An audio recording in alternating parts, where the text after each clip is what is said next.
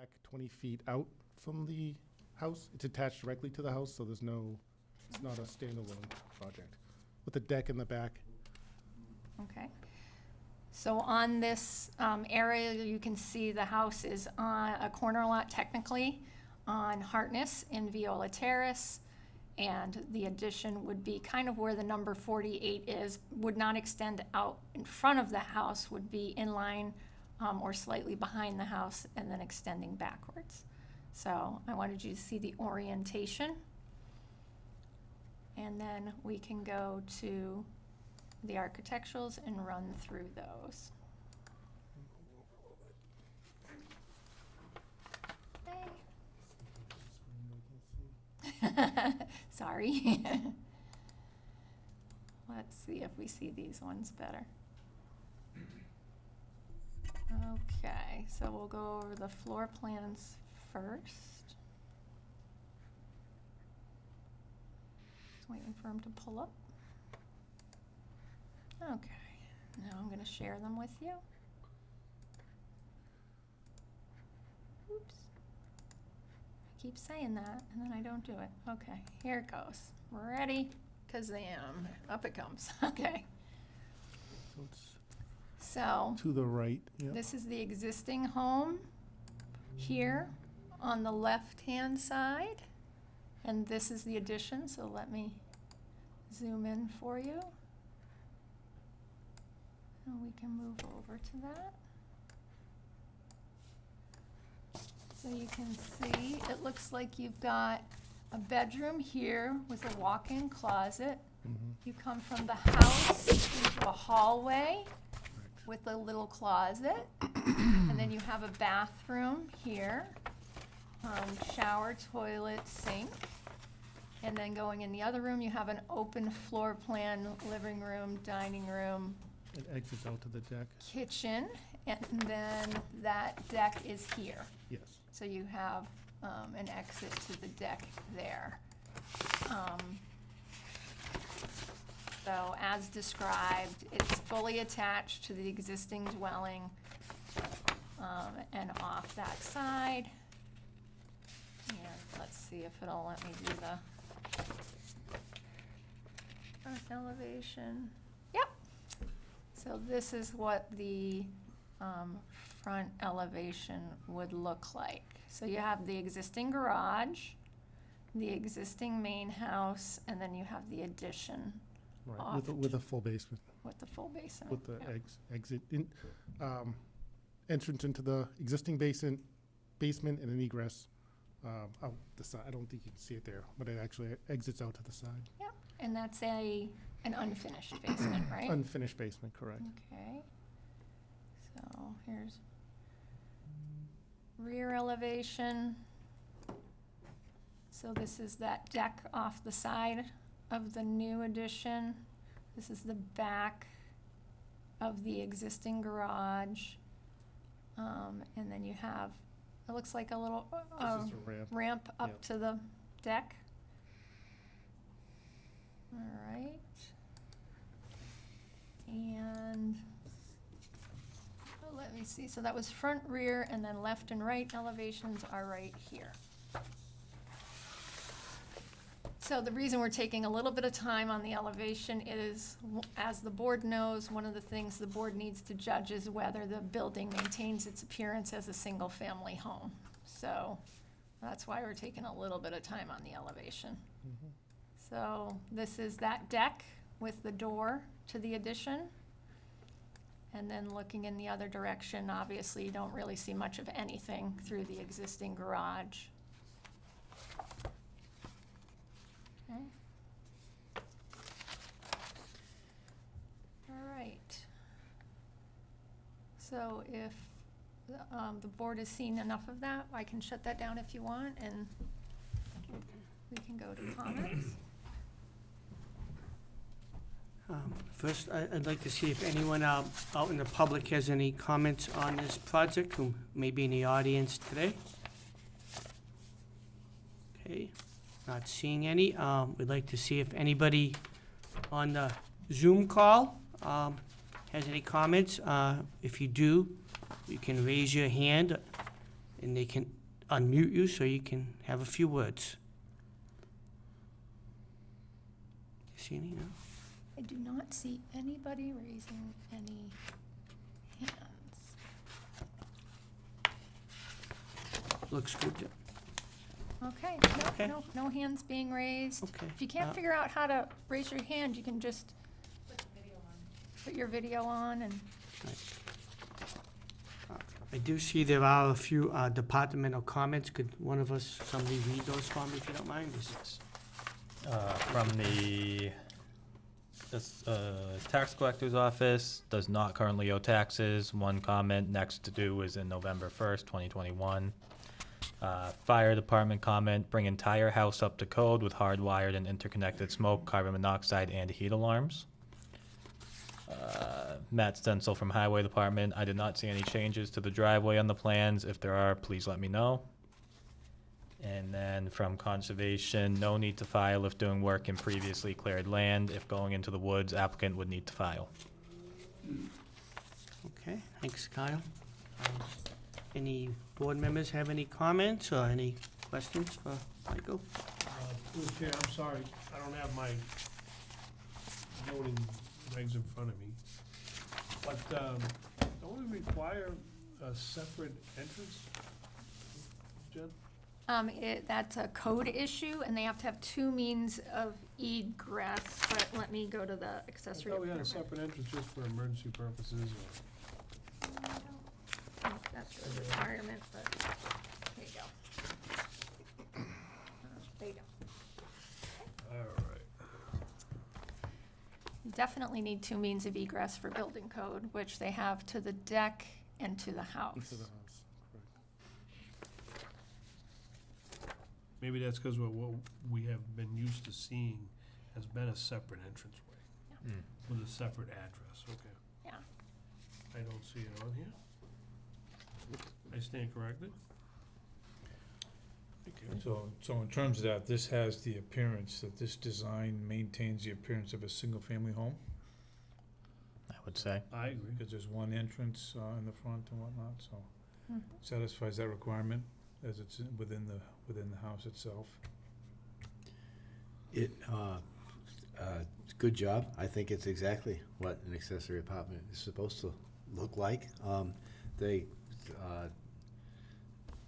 The accessory apartment, when a 911 call shows up, so how do you clearly know who has the emergency? Because seconds count, and we get focused on the other door, but how do you figure out to make sure they show to the accessory apartment or to the actual home? You do that with two numbers. You know, that was my thought. What part of the building do you go to? How do they? Yeah, you probably need to So, it's work, so good. Yeah. It looks like a one. you just probably need to work with the building commissioner, because normally, as the board noted, you'll have a separate door. It's usually on the side of the house, so it doesn't look like there's two front doors. Well, that's, But there'll be kind of a number over there, so you know whether you're going to 48A or 48B. In your case, you actually can access the apartment right through the house. So they might just still be going to the same door. Yep. But when you're going through the building process with the fire department and the building department, you just want to make sure you're all on the same page. So if you ever do need emergency response to the accessory apartment, you have the fastest, cleanest route in, right, okay, so. yep. I'll talk to you. Okay. Kyle, anything at this point? Nope. Okay. I would just add that I had driven by the property and, looking at design as you have up here, it certainly does look like a single-family home, so it does meet that guideline that we look at. Jen, do you have any comments from your perspective? No, I mean, I just said the board needs to make that finding that you're making now about the appearance, and then the Board of Health has to approve the addition of the space, but you can handle that through our standard condition. You might want to adjust the wording of my second minimum condition if you're gonna act on it, just so you don't make them have two numbers if the safety departments don't feel that that's the best case, but maybe that they have clearly posted numbering in accordance with the building department and the safety department's recommendations. Okay, because, you know, it, Right. it might be two separate, but it might not be in this, because this is a different kind of accessory apartment. My guess is it'd be less confusing if you just keep the same, we don't have 48A and 48A, because what if they come looking for 48A? I mean, all the access comes through the Front door. original household. Yeah. This is essentially just an addition. Mhm. Mhm. I mean, I'm fine with, That's my just the thoughts. way it is. I don't think you can make it better by adding an A unless you have a separate entrance. Okay. Would somebody want to make a motion on, Yeah, I'll make a motion, we approve this accessory apartment with the minimum conditions, that approval of all other required departments, boards, and/or commissions, especially approval from the building department and Board of Health. And then for that second condition, that the applicant just works with the building department and fire department for what their code is on that numbering, okay, as they thank please. thank you, Kyle. Can I have a second? Second. Second, Bob, thanks. Excuse me. We're gonna take a vote on this. Bill? Aye. Kyle? Kyle Burgess and I. Okay. Mike Gagan, aye. Bob? Aye. Scott? Aye. Okay. Motion passes 5-0-0. Make a motion to close the public hearing. Motion by Kyle, Second. second by Scott. Again, a vote. Bill? Aye. Kyle? Kyle Burgess and I. Okay. Mike Gagan, aye. Bob? Aye. Scott? Aye. Okay, this hearing closes 5-0-0. Thank you, Good and job. good luck with your project. Thank you. So we usually put your decision on file within 14 days. It actually happens in the next few days. We just have 14 days. Then you have a 20-day appeal period. As soon as that runs out, then you're gonna make sure your decision goes on file at the Registry of Deeds. We'll help you with those directions. Then you can file for any permits to get going. Okay? Thank you. You're welcome.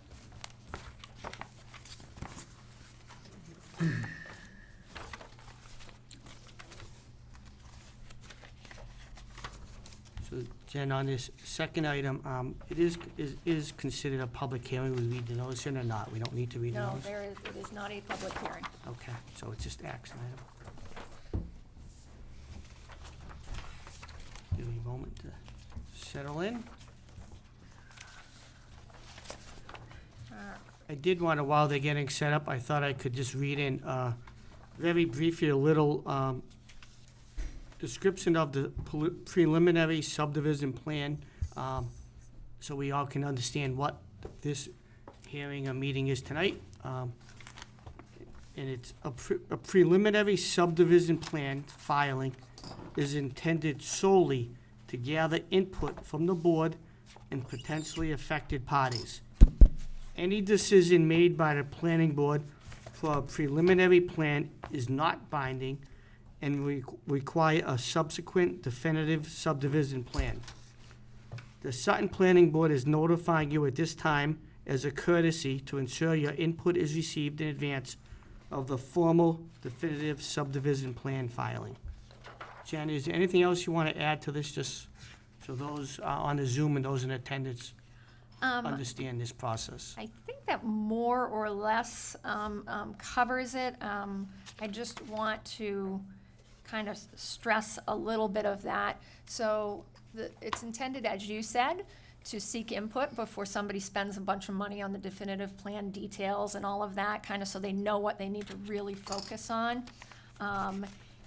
It's also used for grandfathering, so if you're gonna change a bylaw, somebody who owns land, a big parcel, can file a preliminary plan, and once it's filed, as long as they come along within 7 months with a definitive plan, they are locked into the zoning that's in place when the preliminary is filed. That is not the case here. There's no zoning changes proposed. So the sole purpose, as you stated, in this case, is to seek input in advance of the definitive filing.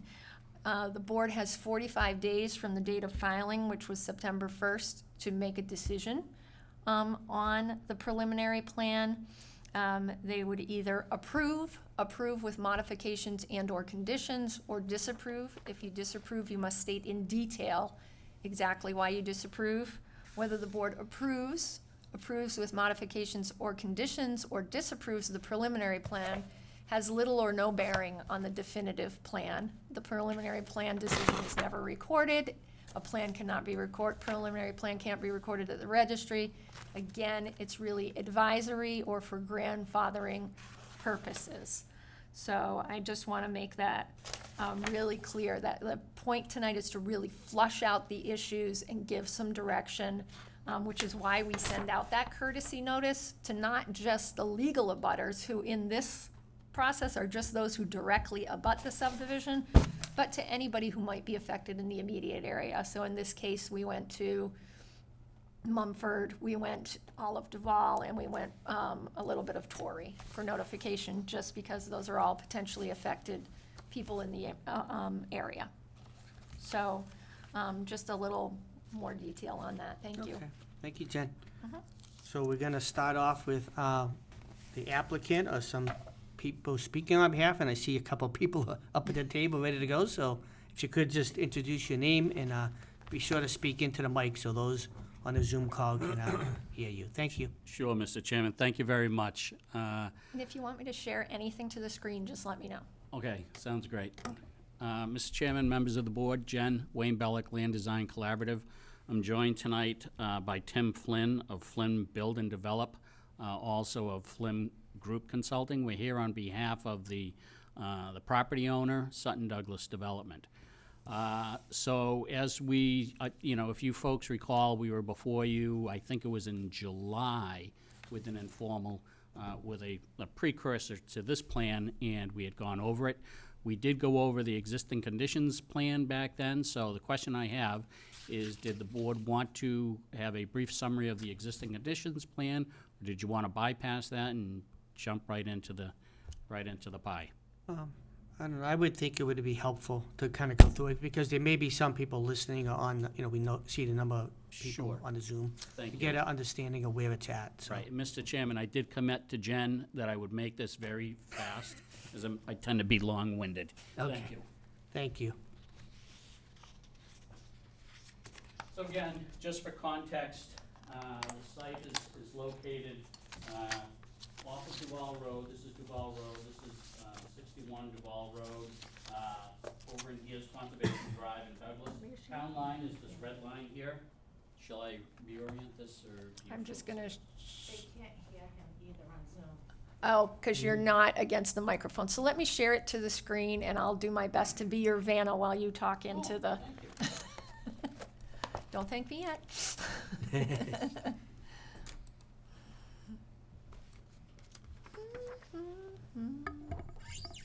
All right. Would it be worth holding the mic? Or does that not go? It goes that far. Yeah, they probably can't see They can't see the board anyway. so Gotcha. we have this board mic. up there. Okay. Okay. That's sad. I have a nice rendering already done. And you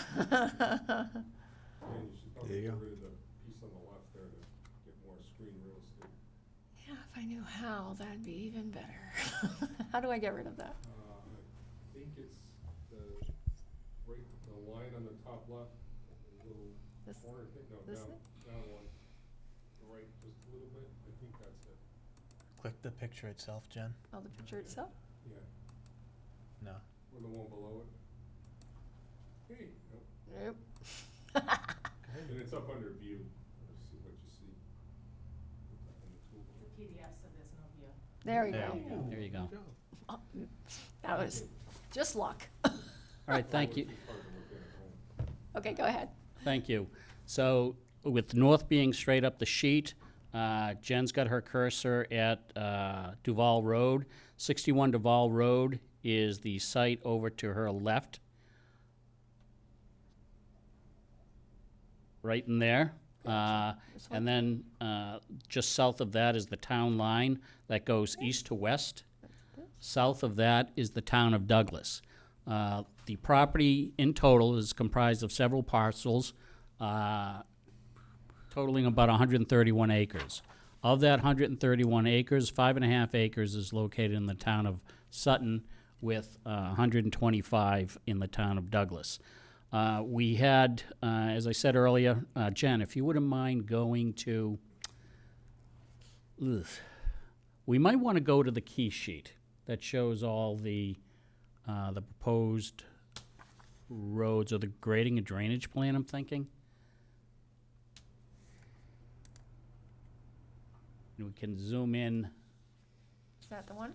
That's the layout material. So if you go to the grading and drainage plan, This one, right here? maybe right there. That one? Yep.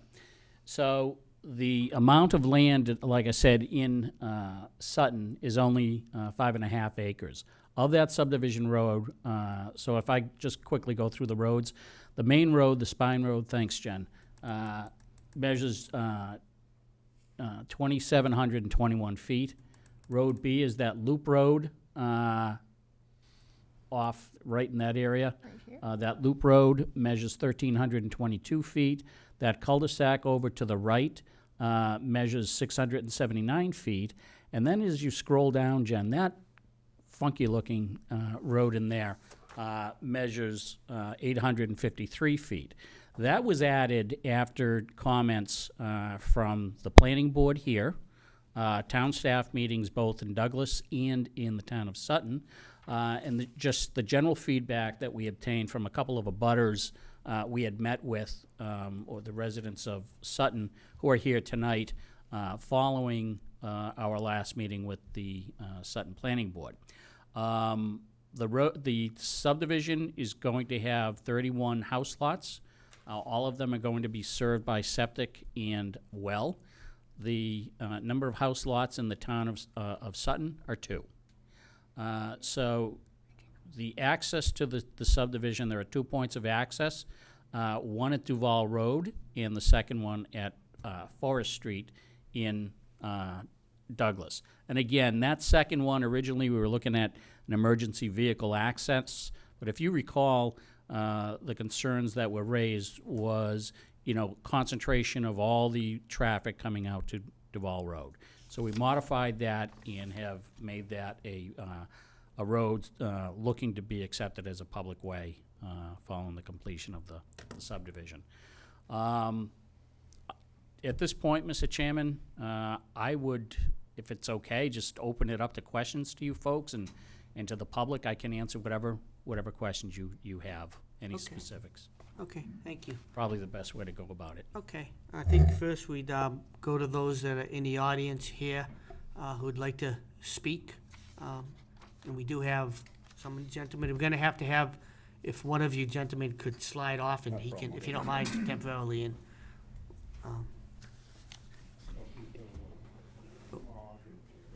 Tim, why don't you pull up a chair and sit next to me in the event that you have to answer a question? There you go. And if you sure could just identify your name and what street I'm and Norman address. LaBelle, Okay, and I live at the corner of Mumford and Duval Road. What number? 34 Mumford Road. okay, sir. Now, we have a problem coming up on Mumford Road from Main Street on the right-hand side, all the way up to Douglas on Mumford Road. When it rains, on top of that hill, on top of Duval Road, all they have is springs up there. So when it rains, it comes down like a waterfall. And I'm sure the town of Sutton realized that. In the wintertime, they're up there 4 or 5 times a week, scraping the ice off the road. I don't think the roads are open enough. If they're gonna have that many houses, you're talking over 60-plus vehicles coming down there. I don't think that road, Duval Road, Mumford Road can handle that.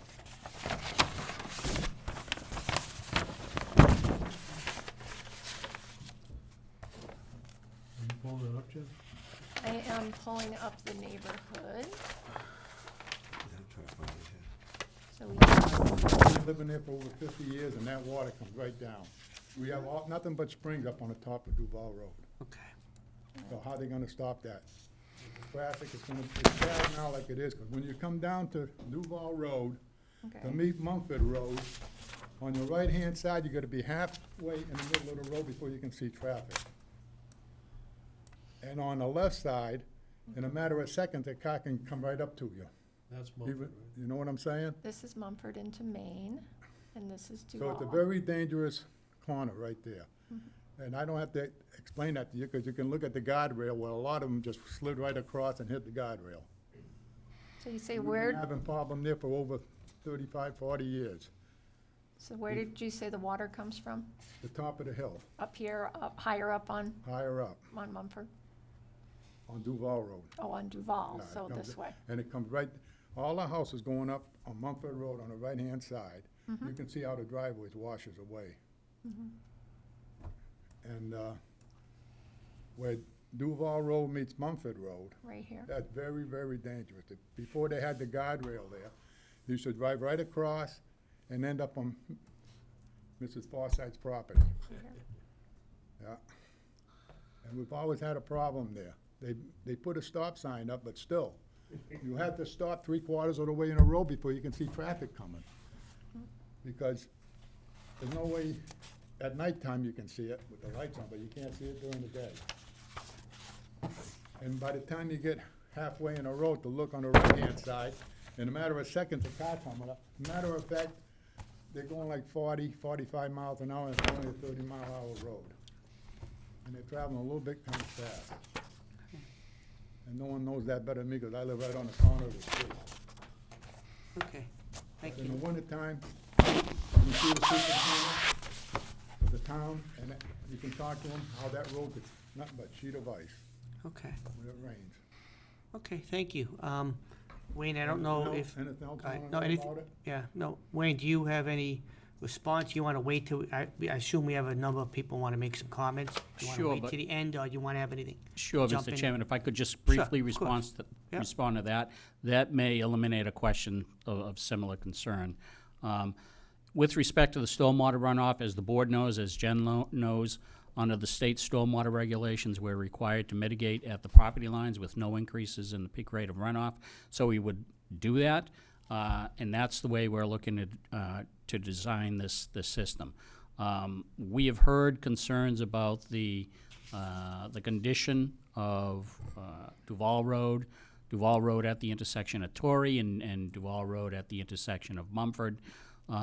Those are existing conditions. Clearly, we haven't done anything at this point to create a situation down here. As part of what we're going to be doing, Mr. Chairman, at the definitive stage, and as required, we would be looking to submit a traffic management plan, an impact assessment, which would be, like I said, submitted at that definitive stage. We have been out there assessing the area. At our last meeting, Tim and I did meet with some of the abutters, as I said, following that meeting, and that concern was raised, which resulted in a site visit with Tim and myself. Can I answer that? There's sure. no problem down on Torrey Road, because when you go to Torrey Road to the end, you can actually see traffic on both sides if it's coming, but you can't see it going down Duval Road to Mumford. Okay, So you're halfway in the road, so you can see the traffic coming from the right, and on the left, in a matter of seconds, the car can be on top of you. okay, And I see, not right now, the people that live there, I see them come down, and they wait there for like 3 or 4 minutes, 5 minutes before they even pull out, to make sure that there's not, they can't see the traffic coming, see? At night, you don't have a problem. But in the wintertime now, the road ain't wide enough for a school bus or a car to go by. So what happens is, when they plow the roads, you see a school bus coming, you have to completely come to a stop, because, and that school bus got to drive right into the snow to pass by. The roads are not wide enough okay, for that kind of traffic. okay. Thank you, Norm. We have, assume there's a number of other people who are gonna probably speak, so we take your comments here, you know, we're gonna Okay, take thank them you. all as a group, and, you know, let Wayne and his group address them as best they can, so. Like I said, the people that live there know how it Sure. is. Absolutely, no, we appreciate you coming. Gonna have more than, 80 cars or something like that coming down traveling that, Right. it ain't gonna work. Okay, thank Okay, you for your, thank you for appreciate your time, thank you. Thank you, Mr. Anyone else in the audience here today that wants to speak?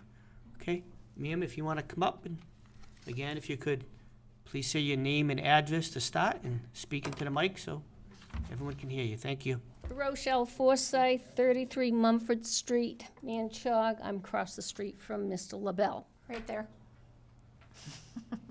I'm the yard that gets all the good stuff that comes through. She's the guardrail lady. I'm the guardrail lady. I'm waiting for a school bus in the wintertime to get to the crest of the hill, put the brakes on, and just slide and come into my yard. That's gonna be sooner or later on that. Hopefully, nobody gets hurt. Granted, the project that they are suggesting has nothing, they have nothing to do with that part of it. But the issue is the volume of vehicles coming up and down the street. Now, there's 31 homes, just as a minor estimate of 62 cars. Never mind that, and I'm not worried about the Amazon trucks, but I'm all concerned with the trucks that are delivering the lumber, the tanks, whatever else is needed, all heavy type stuff, your concrete trucks, things like that. Is the Duval Road going to be able to support all of that?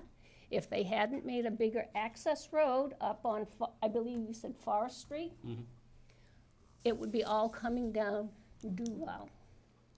So that's where we asked to have them reconsider doing something, as well as an access road that is only access with a key type thing. Doesn't help when you have a forest fire. I know we're rainy weather, who thinks of a forest fire, but in a couple of years, we'll be dry like everybody else. The potential is there. So if you have to access very quickly, those people are gonna run right out and push everybody out of the way. Number 2 or number 3 is as of May 30th till at least Labor Day, if not Columbus Day, we have an increased volume of people coming up and down to go to the camps at Whiten's Reservoir, Manchog, and around. So we increase with traffic every year during that period of time. And so we're dealing with that, but you add all this other. Okay. Thank you. Thank you for your comments. We have one other person here who'd like to come up, and can you hold off, Wayne, if you want to make a comment? All right, sir. Let me Your pull up name your and- map. Yeah. Hi, Stephen Kroll, 78 Torrey Road. My property is on Torrey Road where Duval goes into Torrey. If you come down Duval, you're looking at my Okay. land across the street. Okay. I don't know that you need to specifically Right bring there. up where my property is, but you're not up there on the screen, by the way. Oh, I'm not? No. Dang it, I'm doing all You're helping that yourself. work for nothing. Sorry, to those on the Zoom call. Jen thought she's bringing it up, but she's only got it on her own computer. There you go. There you go.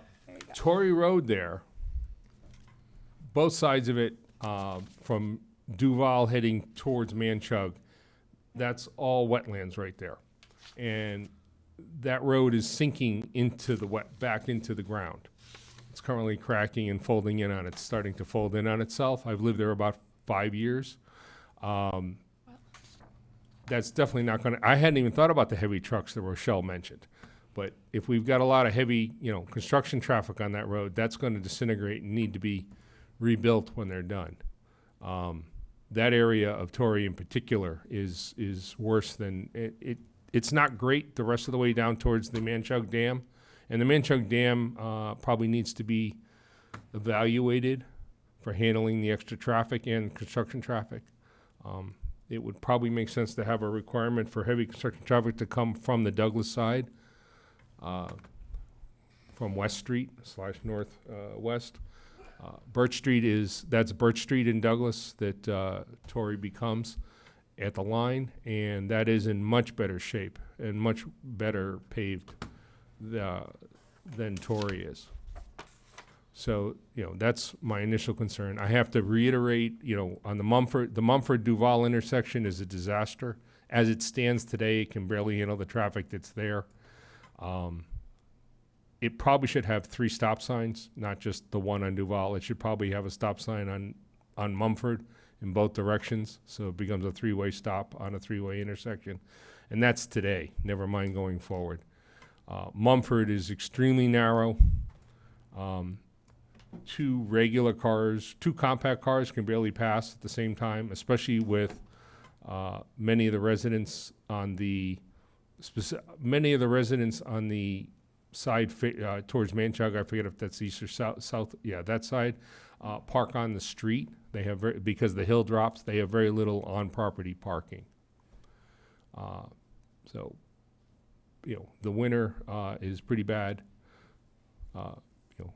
Roads get narrower as they pave them. There's drainage issues that are definitely significant. That's my concern is traffic. Adding an exit out to Birch Street. Birch Street. Forest Street, which really means effectively means Birch Street. Is going to increase the traffic on Torrey Road in Sutton, heading towards the dam, long term. Some of the traffic will head towards Douglas, but if they're heading to 146, they're going to head down Torrey, eventually getting down to Witten's Road, if Parker Street and then Witten's Road. If they're heading to 395, then they're going to head in the Douglas direction. So that's, I don't think there's any way to predict where people work, where they're going for work. And, if we're 31 houses, we're saying times 2, but that doesn't count teenagers with cars. It's probably, I don't know, there's other people smarter than me that can calculate that. But it's probably more like 3 on an average, if we average it out, cars.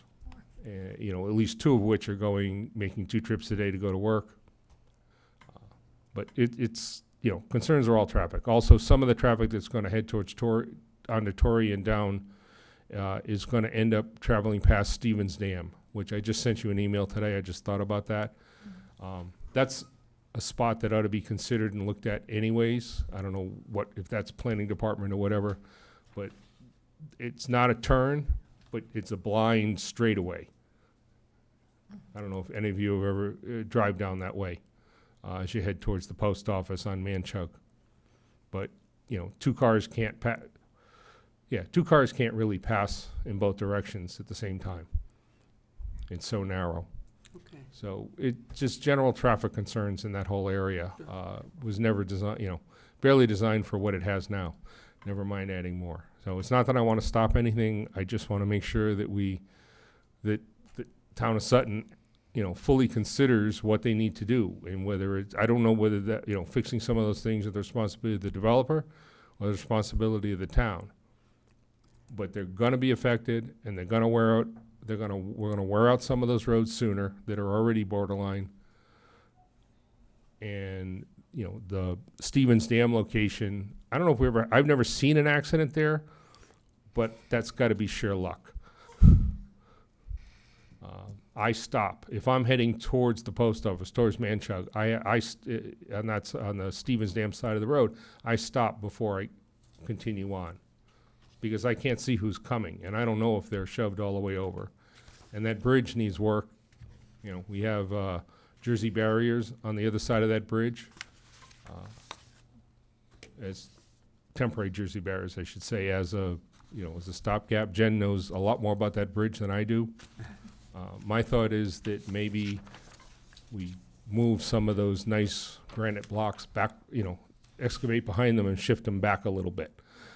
It's not going to be inexpensive or easy, but you maintain the look and make that a safer intersection, or safer road. It's not really an intersection. So that's it. We're just concerned about, traffic, weight of construction equipment, current condition of the roads and not getting it worse. And I don't know what you can do about the Mumford-Duval intersection. Okay. All right, Steve, thank you. Thank you. Appreciate your comments. One more comment to make. Sure, if you don't mind coming back up and just so the folks in the Zoom can hear you, just come up to the mic.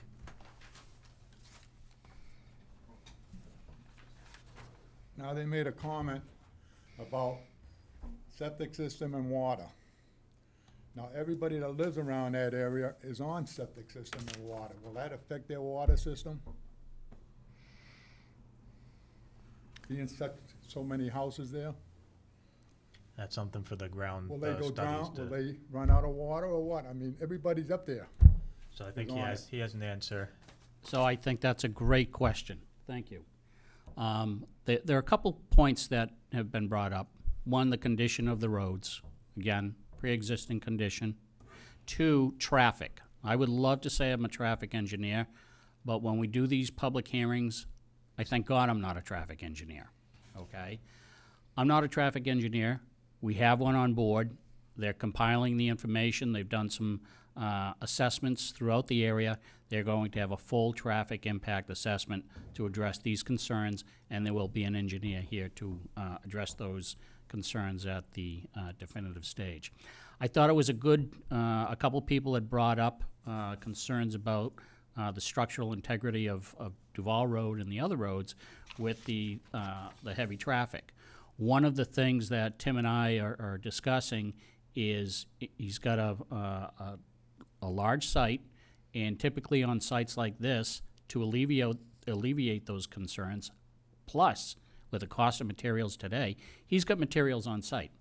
So he's going to be reprocessing. He's going to be processing screened loam, riprap if he needs it, crushed stone, and materials on site. So the volume of traffic on Duval Road and those other roads during construction is going to be minimized because a lot of that activity is going to be done on site. They're going to have to mobilize the equipment to the site, but after that, for however long this goes on, several months, they're going to be processing the material on site, so there won't be a need for it to come in. With respect to the wells and the septics, I think that's a great question. Back years ago, DEP, as a result of a lot of these lakefront houses, septic systems failing, they decided, you know what? Why don't we, instead of having these septics fail, why don't we have these communities install municipal sewer along these different areas? So whenever you had a situation, the way Title V was written, whenever you have a situation with a failed system, connect the sewer.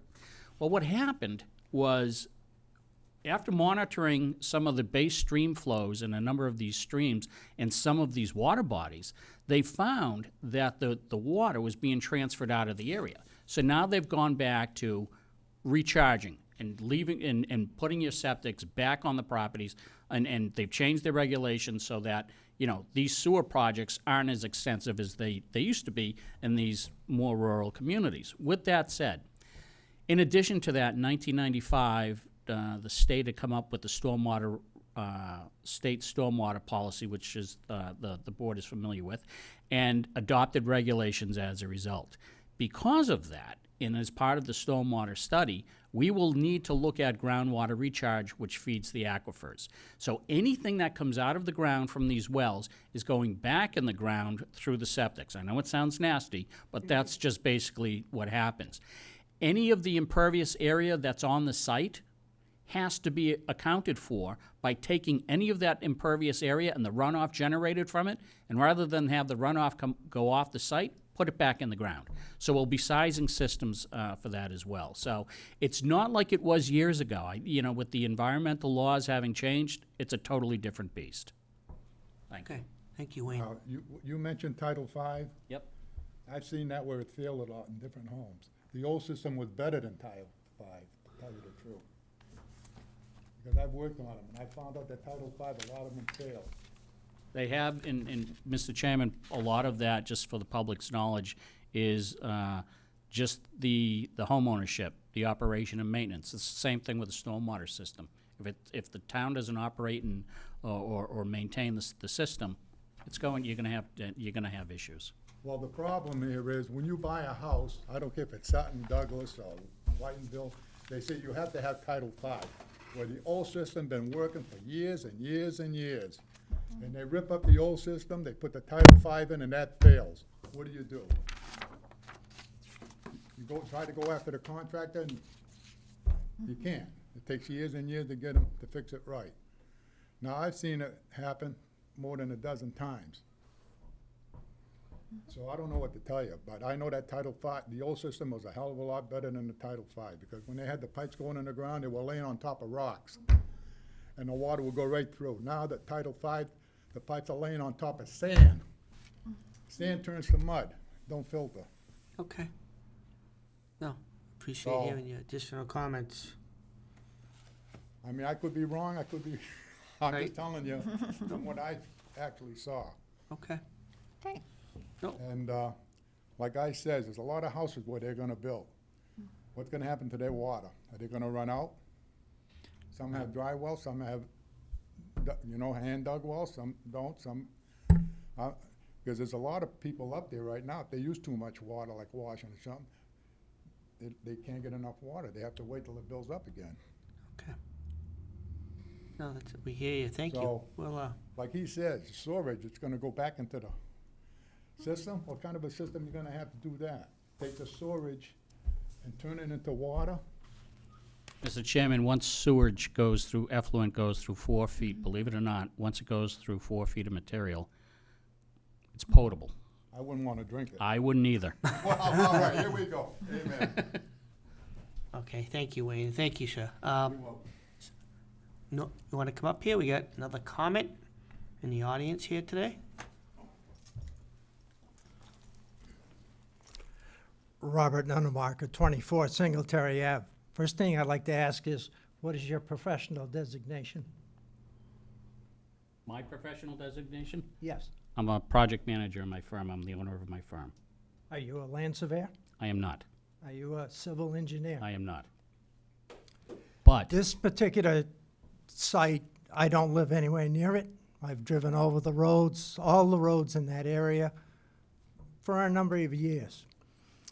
While it's not in the town of Sutton, the main road that they would exit out onto in Douglas, Birch Street, where they're at the south end of Birch Street, that intersection with the road there is extraordinarily difficult to get out in and unsafe. So while it's not a problem for the town of Sutton, it will be a problem for the town of Douglas and the people that live in this subdivision in this area. Looking at this subdivision, I see that the Manchog Road, Duval Road, Mumford Road, Main Street, Whitens Road, and Sutton are gonna take almost all the traffic that is in here. I was glad to see that they did provide an alternate access into Douglas. The financial effect that this will have on the town of Sutton is that we're gonna have to do increased maintenances along those roads. We also will have an additional several hundred feet of new road that we will have to plow and maintain. And the only additional money that the town would be getting in so far as taxes is for one other house lot, perhaps $7,000–8,000 a year. So I'm going to ask you, as a board, what's the town of Sutton going to do for improving the roads? Because it is the burden of the town of Sutton to provide good roads for the people, safe roads. And that really is what's going to happen here, is that the pressure will be on the town to fix, improve the 3 or 4 roads that will be getting all this traffic. Thank you. Okay, thank you. Wayne, you, so, Mr. Chairman, with response, in response to Mr. Nunnemarker's inquiries and his comments, I know of Mr. Nunnemarker. We will have, as I said earlier, the proper staff to address the questions on traffic. With respect to my qualifications or whatever the question he asked, I'm the owner of my firm. I have a civil engineer, a very good one, and landscape architects, and we work with surveyors. We hire surveyors as well, subject to the scale of the job. So we align ourselves with some very good people, including our traffic consultant, and you'll see that when we get to that definitive stage. okay, thank you, Wayne. I have one more comment before I go home. Okay,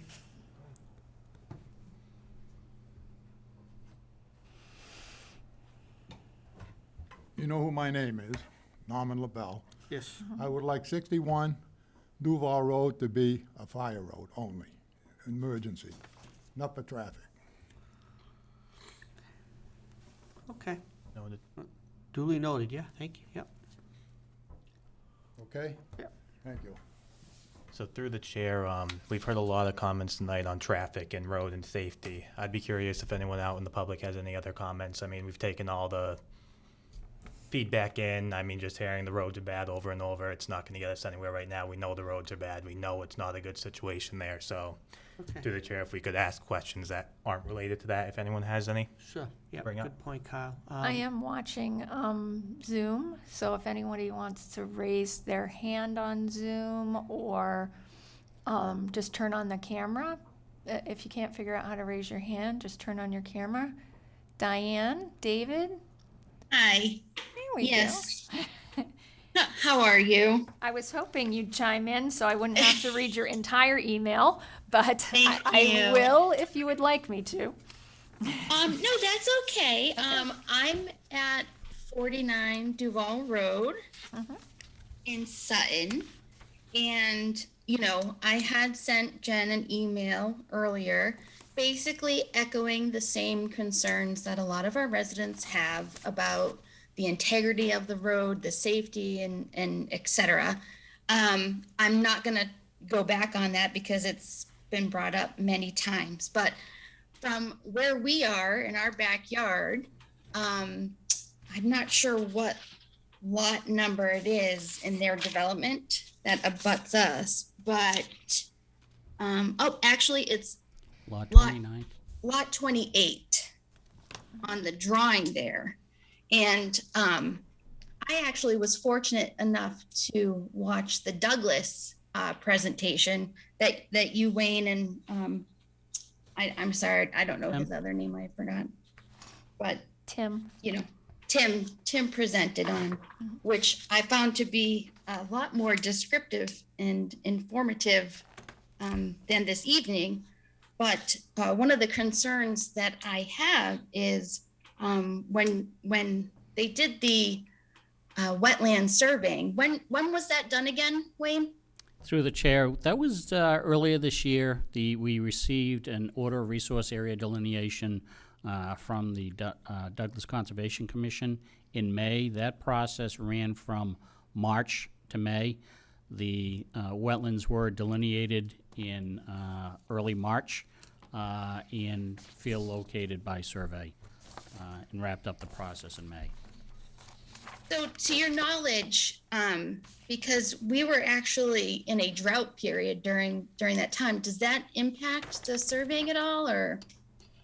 Through the chair, if the question is, does the drought impact the wetland delineation? Yes. It does not. Wetland delineations under the Wetlands Protection Act are based on a number of criteria. Hydrology, the vegetation at three levels, the herbaceous layer, the canopy layer, and the understory, as well as the soils. So when the wetland scientist goes out there, he's looking at a number of indicators. He's also looking at some of the indicators on the base of the trees. He's also looking at, you know, how the trees are reacting from the saturated soils. Some of the trees experience what's called buttressing, where the root system tends to want to come up out of the ground because they're getting too much to drink. So to answer your question, which I think is a good question and a question that I think will answer, or a response which should answer this question for a number of people, the wetland delineation, while it requires hydrology, if you're experiencing a drought condition for a bordering vegetated wetland, which this was or is, it doesn't have an impact on it. So my Short next term. question. Oh, okay. So my next question about that is, you know, I've noticed with the drawing that you provide some, and you'll have to educate me because I'm not a builder and I only know so much about, you know, the drain. I don't know what you put in to prevent any sort of floodwaters because you guys, this lot is actually uphill from our house. And the day that we had 5 inches of rain, our backyard flooded. We have a vernal pool on our property, and all that back there turns into wetlands. So once you guys start taking trees down and you start clearing land, which serve to, control erosion, what means are you guys going to be taking to prevent any of that from coming downhill to us and our neighbors down here? Well, Ms. David, I do appreciate the questions. So basically what we do, as I said earlier, we're required under the state regulations to design in accordance with the state stormwater regulations. A number of communities do have their own local stormwater regulations. Jen, do you guys have them in town? I haven't We gotten do that have far. stormwater management Okay. regulation, yes. So, and that would go through another vetting process as well. So to answer your question, we're required to attenuate the stormwater runoff as it leaves the properties. In this particular case, we're looking at a series of things. We're collecting it through deep sump hooded catch basins. The proposal is to take whatever stormwater runoff, in fact, we situated a set of catch basins in Road A, pretty much at the town line, so that anything that comes down Road A toward Duval Road is captured and kept in Douglas. Now, we have stormwater basins that we'll be proposing in there. We'll also be proposing cross-country swales that are going to run through the woods, discharge at the edge of the pavement, in order that we can reduce the times of concentration for stormwater, while at the same time, minimizing some of that infrastructure and trying to capitalize on groundwater recharge through the swales. So these catch basins, I'm sorry, again, for someone who doesn't really know construction, can you explain what that is? So the catch basins, the grates, the storm drains that you see out in the roads with the Yes. cast iron grates, that's a catch basin. That Okay. gets routed through a pipe to a drain manhole, which then typically flow to these hideous-looking stormwater basins. A lot of them have fences. We don't do that. We like to incorporate that. We have landscape architects on board in our firm, so we incorporate that as part of the landscape while at the same time meeting the state stormwater regulations. So basically, it's just collecting the water and redirecting it somewhere else. Basically, retaining the water, okay, or detaining the water to control the rate that it leaves. The water is still going to come down, and I'm going to be upfront here. The water will still come down to your site, but not at a faster rate than it does today, as required by the state regulations. So having additional clearing of that land isn't going to increase the volume of water? It will increase the volume. And you're saying that it shouldn't increase the volume that we end up with in our backyard any more than what it... So it should not increase the peak rate. And if it does, then how do we fix that issue? So the peak rate is attenuated by the storm systems that we are going to be designing. And through the chair again, if I could, and I know we're getting far ahead. In order for the town to accept these roads as public ways, it goes through a process, and Mr. Nunamark is very familiar with this, that you have a street acceptance plan, and it has to go before town meeting. And in order to do that, you need to demonstrate that everything works in accordance with the design plans. Because in the end, the engineer and the surveyor are going to have to sign off on this. In order for them to sign off on it, they want to make sure that everything is functioning as designed.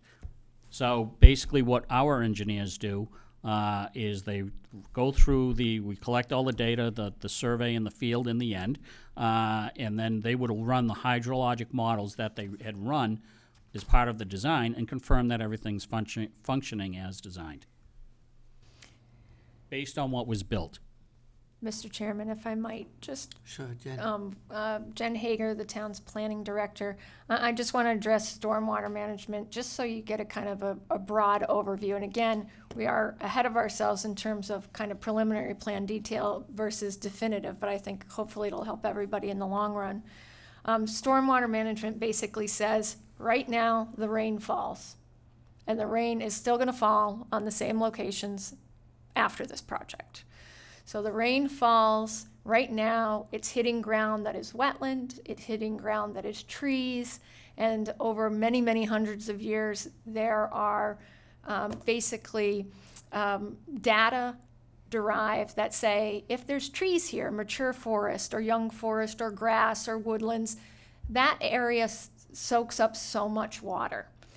And I think your concern is, obviously, there's going to need to be some tree clearing to get this project in. So after the project, the same rain is going to fall, and it's going to fall in the same areas, but there's now not going to be trees to soak it up. There's going to be a different kind of surface. And in some cases, there'll be driveways that don't soak up water or roofs that don't soak up water.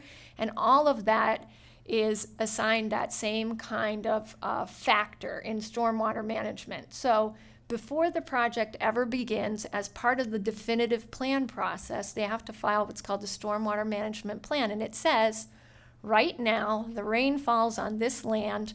This is where it goes. This is where it runs. This is how fast it runs to those areas. This is how it's being soaked up. And then they have to give us post-development.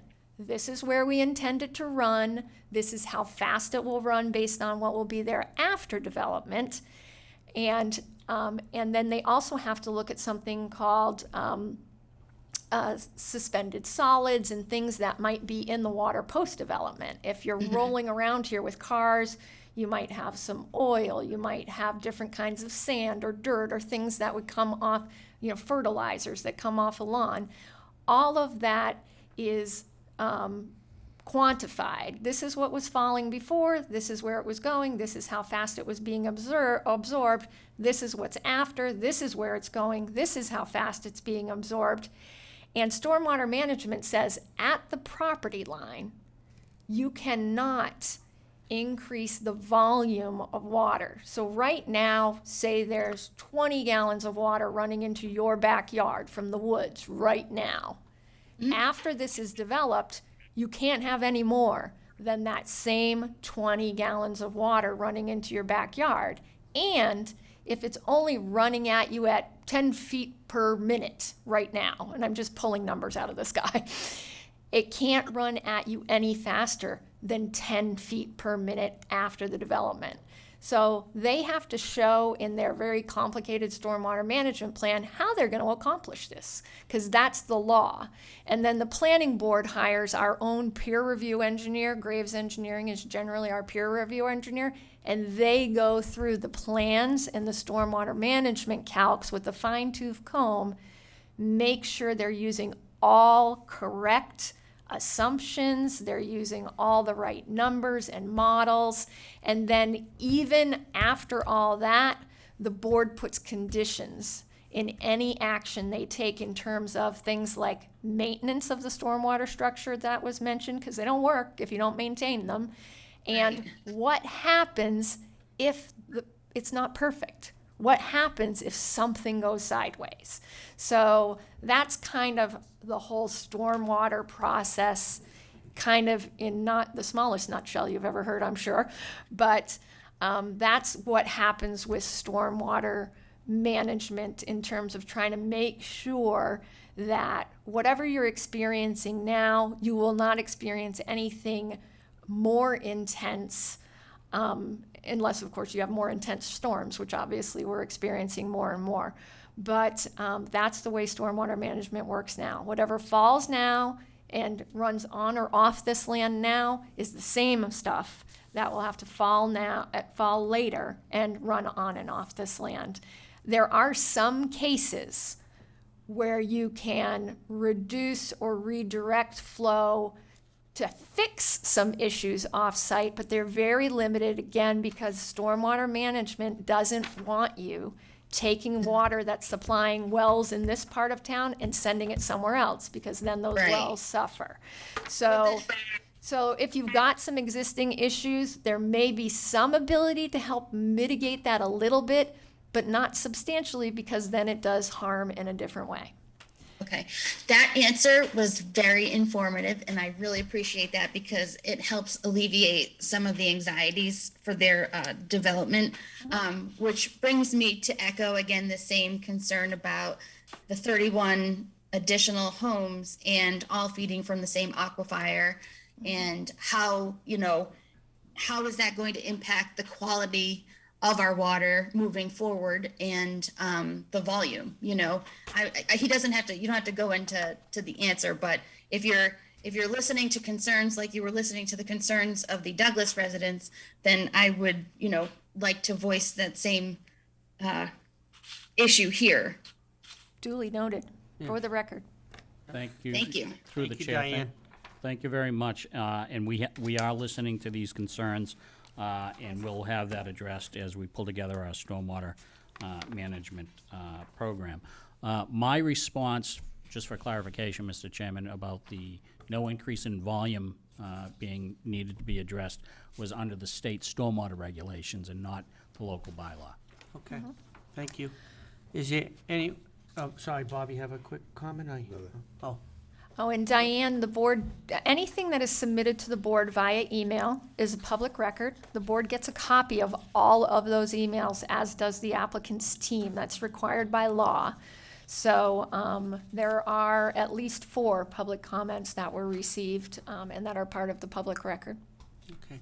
We just Thank you noticed- very much for letting us know that. Thank you, Diane. We just noticed there was you. someone else in the audience here who wanted to add a few comments. If you could please state your name and address. David LePan, 34 Mumford Road. Okay, thank you. David? Quick question for you about the storm drains. What are you going to do with all the natural springs that run under there? What are you planning on redirecting them? So we had done some soil testing out here, and what we found is we found that estimated seasonal high groundwater was anywhere between 3 and 4 feet. There are some springs out there. There are some springs throughout the wetland system. In looking at the wetland system, I think many of us in this room, there's only a few of us who, when walking out to a wetland, would recognize what a wetland looks like.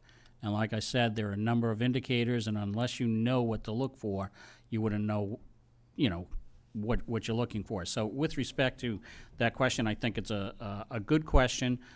The underground springs are probably located within those wetland systems, and we're not doing any work within those wetland systems. Not altering a square foot of wetland as part of this project. Okay, thank you. Anything else? How can you say that? I mean, do you know exactly where they are? Through the chair, that the wetlands have been delineated by a professional wetland scientist and feel located by on-the-ground survey and confirmed by the Conservation Commission this past May. Okay. Okay, thank you, David. We're just gonna, we're gonna hold one moment, sir, if we could. We want to give everybody a chance to speak a little bit, so we just want to stay on the Zoom calls. If there's anybody else out there who would like to speak. We have Bobby. I'm going to ask you to unmute Bobby. Can you unmute? Yes, can you hear me? We can hear you, absolutely. Hi. If you can give your name and address. Hi, good evening, everyone. My name is Bobby Gavin. I actually live in Douglas at 102 Perry Street, but I own the property at 65 Duval Road.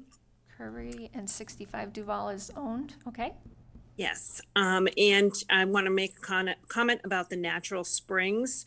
I was born and raised and grew up on Duval Road and played in those woods for many, many years.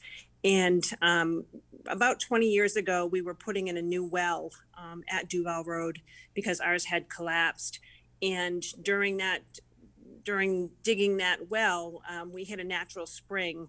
And my concern is that was right in the middle of our backyard, and we would have never known that until the drilling company actually, was doing the digging and hit that spring, and a lot of water came from that spring. And we have a lot of water that comes from the hills above us. So we're all located between three major properties of water, right? Stevens Pond, Manchog Lake, and Whitens Reservoir. So that whole area is constantly wet. And I know that you're saying that there's designated wetlands, but my concern is, again, regarding the springs that you don't know about. And so when you start to develop the land, I'm concerned that you're going to hit a lot of those springs, and it's going to cause even more water to run into the properties that abut the development, and, cause more concern on the roads of Duval Road and Mumford Road, just as many of the other folks have already spoken about. Thank you. Thank you, Bob. Any comments on that, Wayne, at this point, or you want to hold off to another? Again, we'll look to address that concern at the definitive stage. It may require another discipline on board or further testing. Okay, thank you. Bobby, can you just unmute and tell me the spelling of your last name, please? Hi, it's Gavin. Oh, I guessed correctly. Thank you. You're welcome. Thank you. Thank you, Bobby. Is there anyone else on the Zoom call who would like to make any comments? Again, we've heard a lot about the traffic and the water, but if there's any other issues that you'd like to bring up, now's the time. I'll just run down the list, and if anybody wants to just kind of show your image or raise a hand. I've got a AA. Nothing. Chris D. Good. Courtney Weber. Yeah, I'm Courtney Weber. I'm actually a resident of Douglas. We just purchased a house on 10 Forest Street, so I was here for informative purposes only. I do have to say that I echo all of the concerns that everybody has brought up. I just purchased this home in June and had no idea that this was happening. It's interesting because I had put an offer on 5 Forest Street, which is now the site of the proposed entryway. And that's neither here nor there, but I just find it interesting that I was outbid, but whatever. Anyways, sorry, this is all new to me. It's all Greek. I wish I had known that this project was in the works when I purchased the home. I do have concerns, again, as well as, everybody else has kind of mentioned already, as far as traffic. In Douglas on Forest Street, the road is very narrow. You can't fit 2 cars, on Forest Street or Belvoir or Lucy or, any of those streets that are in that, the nice quiet little neighborhood that I bought my house in. Birch Street is also, there's a lot of blind drives coming off of Birch Street onto Belvoir. That's a tricky turn as well. So, and I do wonder, I know the original development had talked about potentially 15 houses, and I wonder, why that number doubled, more than doubled, when there was talk about, making sure that, creating open spaces and minimizing tree removal. So I wonder why the number of houses jumped from 15 to 31. Okay, thank you, Courtney. Wayne, any comments at this point on that? Very, very simple. Basically, the zoning bylaw and the land available up gradient of the resource areas. We never produced a 15-lot subdivision plan. I know that during this process, Mr. Flynn and his team, the property owner had acquired a number of properties, including 5 Forest. And 5 Forest, quite honestly, came as a result of Tim giving me a call and said, hey, this is just coming on the market. Do we make the move? And I said yes, knowing that they would need some alternative means of access through the site, out of the site. Okay, thank you, Wayne. All right. Anything else, Courtney? No, thank you. Okay, thank you. Anyone else? Jen, We can you see on the have, Zoom call? Leah Latimer, are you all set, Leah? Lucille Prince. Susan Foley. Wendy Picard.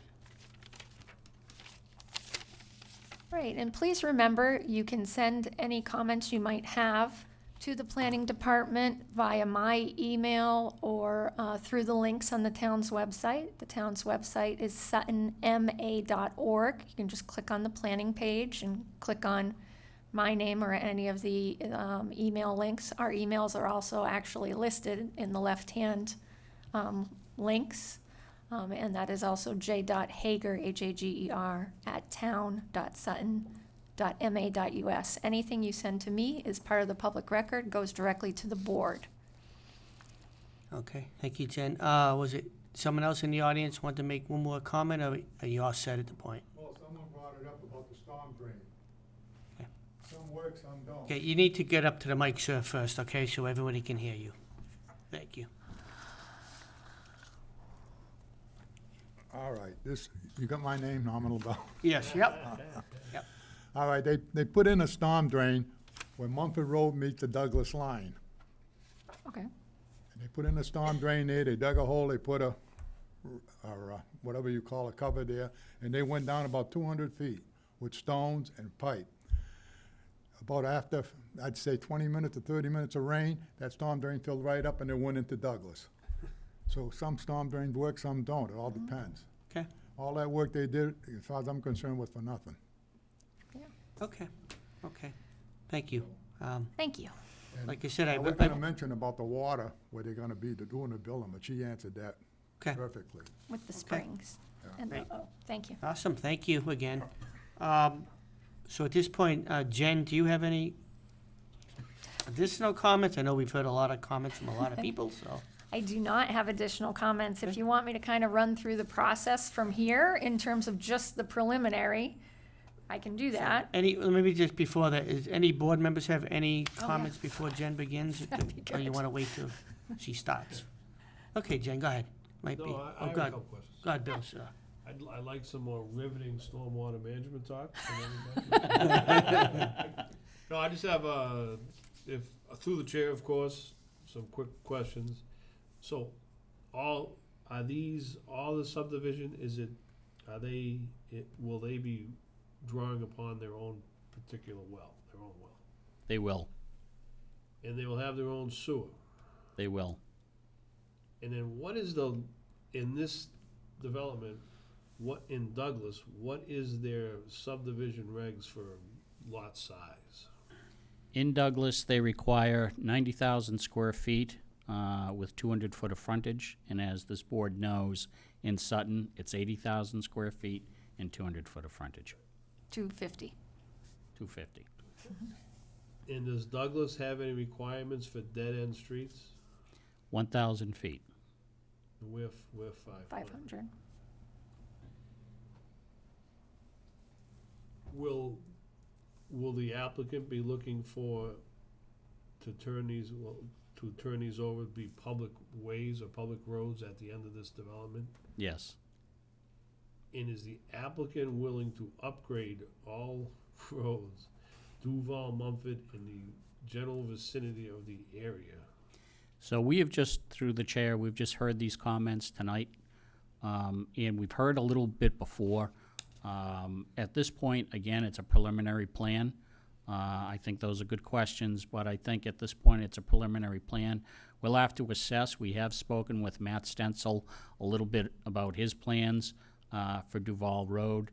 My understanding is he's in the process of securing some Chapter 90 monies for that. And at this point, that's where we are. Okay. Thank you, Wayne, again, and thank you, Bill. You all set, Bill? I'm all set. All right, thank you. Jen? you wanna- All the other members are good? Bob? At this point. There's a water problem in Sutton, and I'm thinking about Sutton. And it came to me I know when a project is done in Sutton, the rain comes out of the sky. When this project's done, the same water that was there before has to still be there. It sounds like we really wish we could get some less water. Is it okay to not have too much water? It has to be the same. Well, It can't be over, but There are this- some conditions where you can deal Because with flooding is issues. this an Some opportunity- conditions and in some ways. You can't like take water that's going here and put it over here. You Right. There's sub-watersheds, as you know. There's watersheds, there's sub-watersheds. And so there are restrictions on that because once you, anybody here can attest, once you start messing with where water always went over time, putting something in its way or trying to reroute it, that's when things start to go someplace else. wacky. So, So the town just keeps there's- sending out. well, there's some ability, and I'm sure they'll look into that to some degree, especially if when they're doing more detailed stuff, they encounter some of these springs outside wetland areas. Then they'll probably look into more carefully if they can help mitigate any of what will become their issues that also happen to be downstreams issues too, people who are lower than the site. But again, there's a limit to what you can do because the law is meant to balance and maintain what's in the environmental systems right now. I think that's a good point, Jen, and through the chair. One of the challenges that we run into is if you have a situation, especially where you have a design point, which is the point where you have to net zero in the peak rate, and as it turns out in the town of Sutton, the volume of runoff. Sometimes when you have a situation like that, you may have a wetland between that. So you can't attenuate within the wetland because it'd be a violation of the Wetlands Protection Act. So if you attenuate up gradient, you've also got to look at the impacts. Okay, so we've addressed the concerns of this abutter on the down gradient side of the wetlands, but how have we now impacted the wetlands? So there's that so when you look at that, as Jen said, there's only so much you can do. If you have a situation such as that, unfortunately, all you can do is mitigate whatever you can on the upgradient side without creating an environmental issue with the wetland. So it becomes challenging. It's fun, but challenging. If you say so. Obviously, there's a problem with water, and it freezes in the town. I mean, 100 years ago, they should have never put a road there. But we weren't thinking about that stuff. But it's there, so we have to deal with it. Yeah, and this will be an opportunity to be having, for residents to be having some conversations with Matt Stentzel, who's our highway super. And, we have situations where we have runoff and icing. Remember Blackstone Street? And when they put in Aerial Drive and the icing on Blackstone Street got 10 times worse, and they had to go back, the developer had to go back after it was fully built, 10 years after, and kind of redesign those basins so that they kind of attenuated the flow better. And Highway Department also worked on that and dealt with berming certain places so people's backyards down gradient of Blackstone Street wouldn't get flooded. And so it's often a work in progress, but these opportunities are, these developments are also present opportunities for us to address or focus on the existing issues and then see what we can get for mitigation and assistance from projects that may not make that water situation worse, but sure don't make it better. So it's just, helping us out.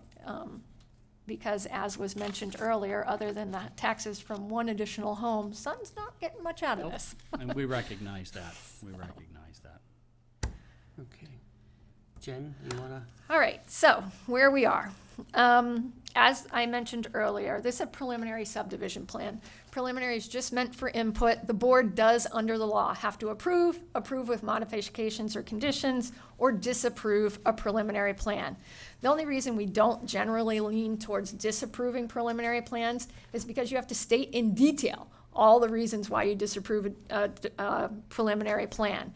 And when you start doing that, then you get into a situation where you can get into issues when you go to the definitive, where the developer will go, here was your list of things you didn't like in the preliminary. I addressed all those, and it doesn't matter what else came up in the definitive. I've addressed all your issues from the preliminary. So we tend not to do that, disapprove things. We tend to approve with modifications or conditions, and that's where we usually go. The board can go any way they want. I am certainly not voting. I am just staff. But I'm explaining to you, should the board go in that decision, it doesn't mean they just love this subdivision and we're all for it and just go, go, go. It's, they know from a legal perspective and from a future development of the definitive plan perspective, they don't want to put blinders on the applicant to just be working on these few things, because other things can come up in the definitive process that you want to make sure get dealt with as well. So, at this point, the developer has indicated in his documents that he is likely to request 3 waivers from our regulations. The board does not have to vote on these. They can just give a straw poll opinion on these, but you can vote on these if you want. And these are 3 you see regularly, I would say. Our subdivision rules and regs have a one-size-fits-all roadway design. It says every road in the town of Sutton that's new will be 26 feet wide. So pretty much an airport runway. So as you know, if you've looked at any road built in the last 15 to 20 years, we don't build 26-foot wide roadways unless you're in an industrial park. So the developer has indicated they will likely request a waiver to 24 feet of pavement. That is in your letter. They have also said that instead of granite curbing, which can be sloped granite, which you have to be an extremely talented installer to put in correctly, or vertical granite, which is just really good at popping everybody's tires, though it looks awesome, that they intend to do bituminous, because I believe that's the standard in Douglas. So you don't want to go from bituminous in Douglas to 473 feet of granite in Sutton? Sure, and if I could, Jen, they do leave it as bituminous in the Cape Cod berm. Our preference is bituminous for stormwater reasons. The Cape Cod berm is a lower profile of only 3 inches, while the bituminous is a 6-inch profile. That's the reason we tend to lean actually a foot on a that. slant with a 6-foot profile. We almost always require granite at intersections, on that radius at intersections, because that's where roadways take the hit, especially with plows as you pull around those intersections. So that is one thing to think about on that. And then they have indicated they'd like to do as little clearing as they can. So they would like to eliminate the formal planting strips. So normally you have the roadway, grass, sidewalk, and then you have a planting strip behind the sidewalk, and you need shade trees, at least 2.5 inches diameter at breast height, at every 100 feet at a minimum. And they don't have to be like soldiers. You just have to have, you count, it's 400 feet long, there needs to be 4 trees in that stretch. They would like to maintain all the trees that they can along the backside of the sidewalk, and then supplement wherever there's a gap of more than 100 feet, supplement. So not do a soldier planting, see what's left for trees, healthy, happy trees, and then supplement. So those are the 3 waivers they said they're likely to request. Any of those you'd like to discuss, vote on, or give a straw poll on is obviously helpful as they move to the definitive plan stage, so that they have the right design moving forward on those 3 elements. Okay, thank you, Jen. Any board members on those 3 issues want to make some comments or thoughts? Go ahead, Scott. On those comments. Okay. So if I read your writing here correctly, Jen, even if the planning board disapproves the preliminary plan, it must accept the subsequent definitive filing as long as the plan meets filing regulations. So according to state law, we don't have much we can act on. I'm inclined to vote against this due to this extreme financial burden that I see on the town of Sutton for less than 3% of this project being built in Sutton. That's my inclination. And to address those issues of burden is maybe difficult, and that's the intention of my language. That's where I sit. I don't care about granite curbs or width of roads at this point. So when you talk about financial burden, you mean it to be all-encompassing. All that we have heard for the last 2 times we've had a meeting, It's very and then some. tricky language. Especially whatever future burdens may be imposed on the town of Sutton due to runoff, freezing waters, and all these other things that you just talked about. All right, so now you just surprised the heck out of me, so you gotta restate the language. I'm just throwing this on the table for conversation. I've Okay, not so made that wasn't a motion? Okay. I don't wanna talk about variances, Waivers, you mean? waivers, whatever, Yes. whatever. Okay. That's kinda where I'm at, and I'm reading this language that Jen provided, which I find quite frustrating, that no matter what we say here today, doesn't really matter. No, they, State Well, law I think says the you go issue is forward anyway. if we disapprove and we give reasons why, if they're able to mitigate those reasons, Then they can go we're in a forward. sticky situation with a definitive plan. yeah, So I that- mean, it's defensible. There's plenty of case law that says if you then deny a definitive on some other reason that they didn't even try to address, yeah, they're still going down, but This But is yeah. a bad deal for the town of Sutton, and if it was in the town of Sutton and we had 31 residences paying taxes, we could probably make things and mold things and guide things. We're not in a very good position, in my opinion. yeah, my only caution area there is that financial impact is not criteria in the subdivision rules and regs. It is in site plan approval, but it's not in subdivision rules and regs. I'm just saying. Solely, anyways. So it doesn't matter if we deny or No, don't if you deny deny anyway. But I They think on the still record, can file the definitive plan as long as the definitive plan meets the filing standards, which, of course, they're gonna meet the filing standards. So, yeah, it doesn't matter with you define or deny or approve. We tend to avoid denial because you usually have to give, per the law, a detailed list of reasons is what you're supposed to do. And then that tends to focus the applicant and residents even in on just those issues. And sometimes stuff gets lost in there and you end up, with certain developers, not you guys, you can end up in an argument at the definitive stage on, but what, I fixed everything you told me. I fixed the water, I fixed the traffic, I fixed this. And you still don't want to give me an approval. So that it's, again, to the same point, it doesn't matter if you approve it either. As you know, we have very few preliminary subdivision plans, very few.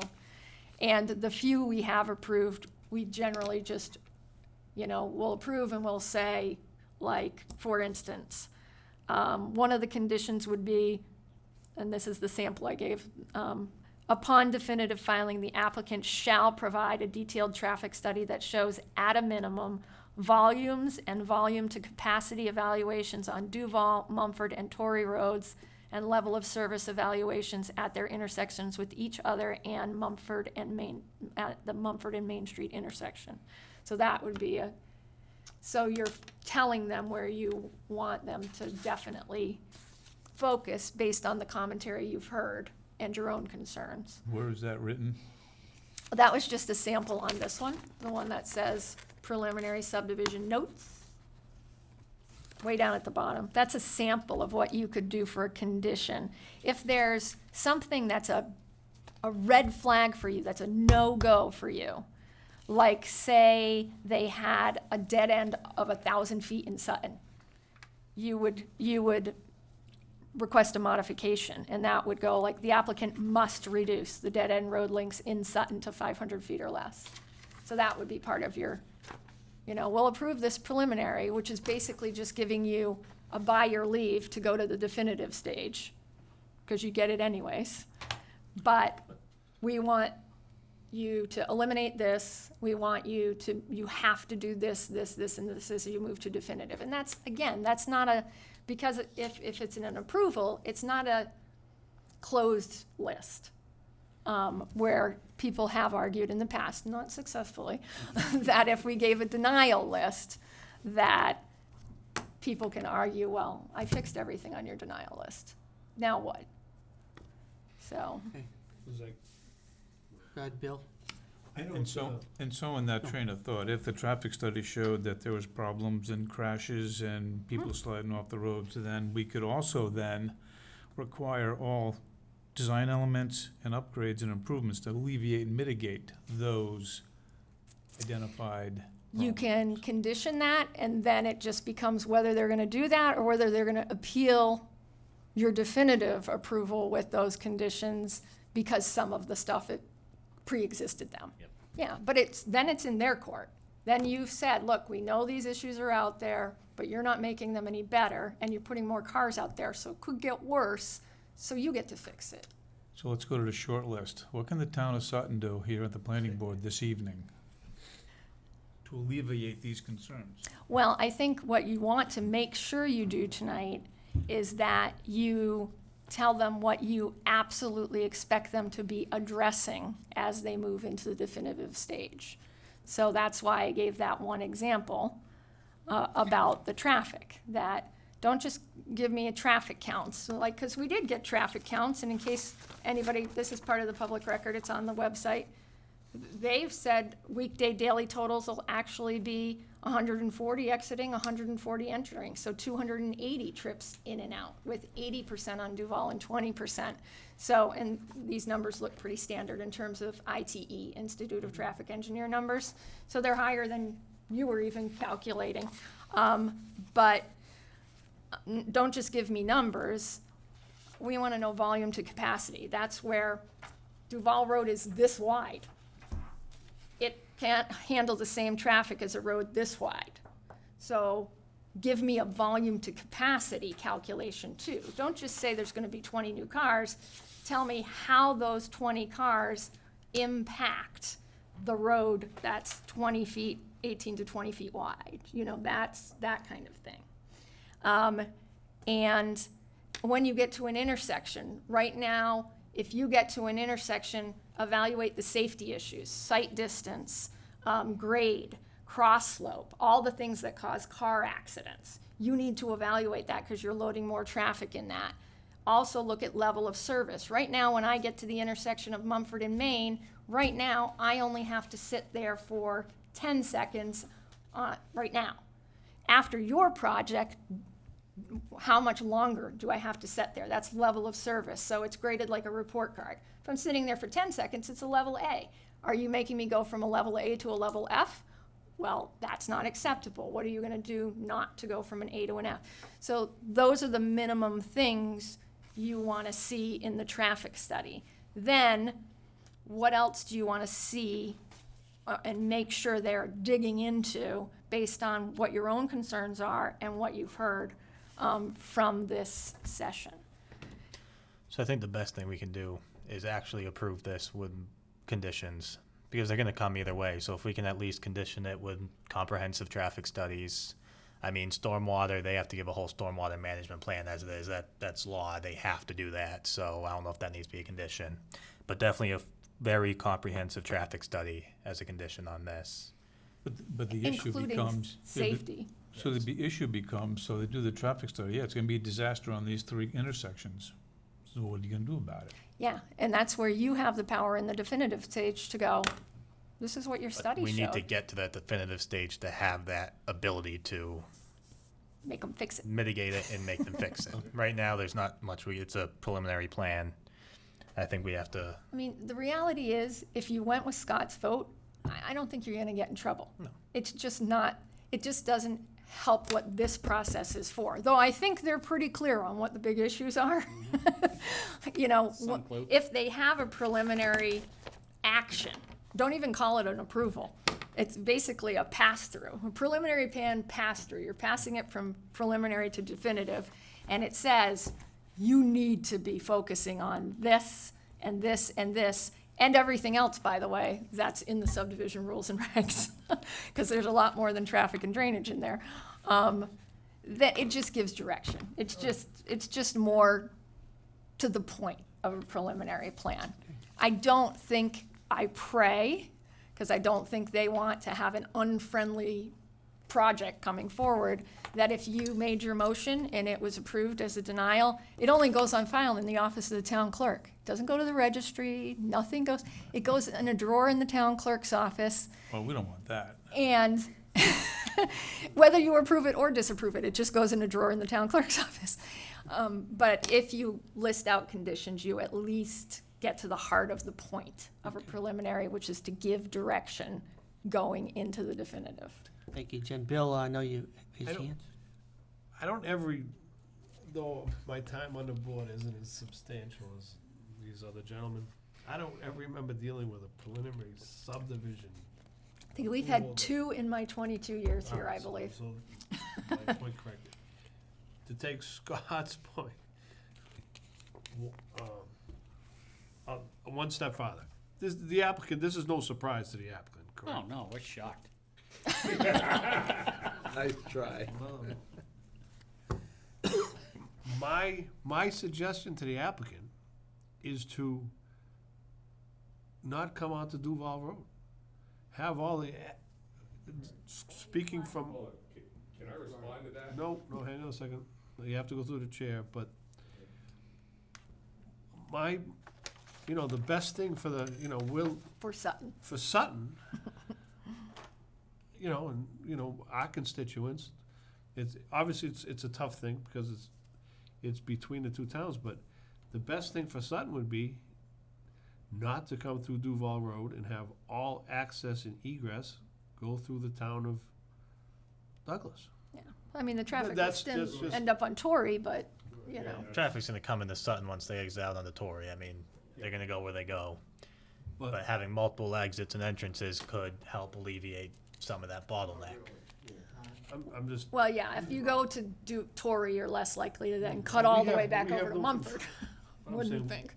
we don't have control over that. That's, I mean, I don't think, this is really difficult because the entire project, obviously, we have no control over Now, if they have what legal, goes on if they for, have, like Scott said, 97% of this project.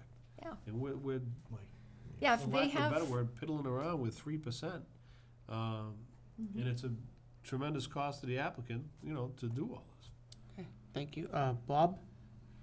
And I don't think it is gonna help Sutton. We're thinking about Sutton. The developer might build this project with 29 houses instead of 31. They'll all be there. We still have a road that's too narrow, that's covered with water, and has intersections that don't work. So is our only chance to try to fix that stuff by approaching the developer to help us, but they can say, well, why don't we build it with 29 and we'll deal with that. Sutton will have to deal with it later on. And that's why I'm kind of wrestling. We don't have much of a dog in the race here. But it's all we have. But we need our responsibility is to the people in Sutton, in the intersections that aren't functioning, in roads that shouldn't have been built, and they're washed out, being washed out. So I wish there was a way we could do something to help them. But Or that's more- a big ask. yeah, or more likely roads as Rochelle and all the historians in the village know, roads that have been there for hundreds of years that were perfectly fine for the 2 houses that were originally on them, and every, right, exactly. And every house has put more pressure, and now you're just gonna put up a whole bunch of ones. So we're in an awkward position. And we're not in a good position to represent. The good news Sutton. is tonight, you're not making a literally definitive decision. You're So really through- just giving direction. Through the chair, just to make something for us to talk on, to make a motion that we approve this preliminary plan, keyword preliminary, with conditions, especially in that upon definitive filing, the applicant shall provide a detailed traffic study that shows at a minimum volumes and volume to capacity evaluation on Duval, Mumford, and Torrey roads, and level of service evaluations at their intersections with each other and Mumford and Main Street, and a safety study of some kind. I mean, just a very comprehensive traffic study of all those roads there, because it's not a good situation. And then, like I said before, stormwater, that's a law, they have to do that anyway, so that'll be coming to us too. Okay, thank you. Kyle? Any other board members want to second that motion or add additional comments? Wow, not even a second? I'll second it. Okay. Because we have a second. For we can have a discussion. So for the point of discussion, so we do the study, we find all these problems. What's the mechanism for taking care of those problems with the developer? Well, they have to propose mitigation. If they do not propose mitigation that's acceptable to you, at that point, you are denying the definitive, and you will have very detailed information to base your disapproval on. So we don't have to mandate the mitigation Oh, gosh, no. implementation No, now. no, That comes in no. the future. This was just a No. pass-through for them to, Well, no, come because with a you don't definitive. know. You're just guessing. Until you have the study, you're just guessing at what's really, traffic is a science, and there's an anecdotal end of it, but I've seen the traffic studies at the Millbury Mall. I'm not sure how much of a science it actually hey, is. This at I least don't know gets who the us- review engineer was, but I this at don't- least gets us the details Or in the our hands to design make engineer. findings Understood. on. yes, or the design. Now, the mitigation that they propose Mhm. can only, well, I guess, what extent mitigation can we expect the applicant to do? Will he correct problems that are there? You can ask only- for anything Well, no, no. you want, but generally, we try to share that burden a little bit. But you can ask for him to fix all of that if you want. The question is, do they accept that, or do they appeal your decision and say, no, no, no, no? Yeah, so. And so- then we just get into So a, in the extreme case, Duval Road is improved by up to 25 feet from one end to the other with improved drainage and intersections, and they say, we're not gonna spend that $1 million, and we're gonna fight you, we're gonna end up in a fight, right? It's gonna be a court case. Yeah. Because we're gonna want So it, they're gonna and they appeal- won't want it. Their appeal is to the ZBA. their appeal is to Supreme Court, Massachusetts, or Land Court. Superior Court, not Supreme Court. We're going a little too high there. Whew. Yeah, no. But they only need to correct the increased burden upon that road? What would- There's no law that says they only have to do this.